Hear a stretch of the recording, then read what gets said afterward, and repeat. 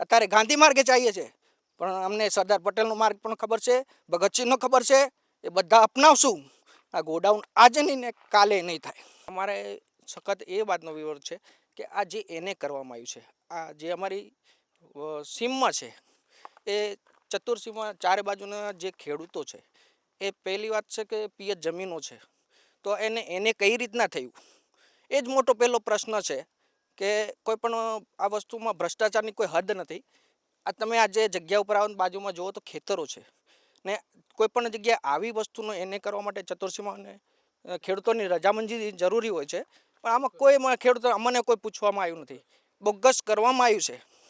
ને આના માટે આવો મોટા ગોડાઉન માટે મેન તો આ રસ્તો જોઈએ, કારણ કે આ તો વિસ્ફોટક પદાર્થ છે.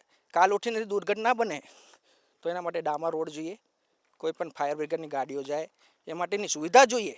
પણ આ બધા નિયમોને તાતમાં મૂકવામાં આવ્યું છે અને ખુલ્લેઆમ, અમે તો કહીએ છીએ ખુલ્લેઆમ વ્યવહાર કરવામાં આવ્યો છે.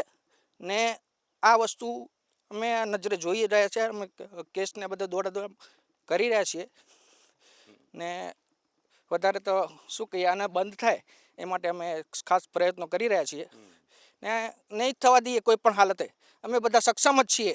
કાલ ઉઠીને જે પણ કરવું પડશે સામ દંડ પણ અમે એના માટે તૈયાર જ છીએ. ને આ કોઈ પણ હાલતમાં ગોડાઉન નહીં થવા દઈએ. અત્યારે ગાંધી માર્ગે ચાલીએ છીએ, પણ અમને સરદાર પટેલનો માર્ગ પણ ખબર છે, ભગતસિંહનો ખબર છે, એ બધા અપનાવશું. આ ગોડાઉન આજે નહીં ને કાલે નહીં થાય.